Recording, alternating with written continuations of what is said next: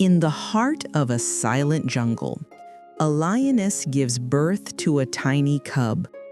Moments later, she takes her last breath, leaving the newborn alone and helpless. At that very moment, a flock of sheep passes through the jungle trail. The confused cub, scared and lonely, follows them. The cub begins living with the sheep.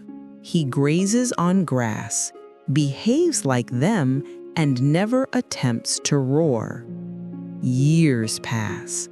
The cub grows into a young lion, but his mind still believes he is a sheep. One day, an old lion spots him. Shocked, he wonders, why is a lion living with sheep? The old lion attacks the flock, making them run in fear. The young lion also runs with the sheep.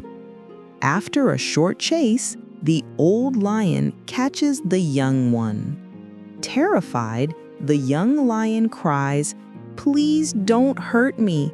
I'm just a sheep."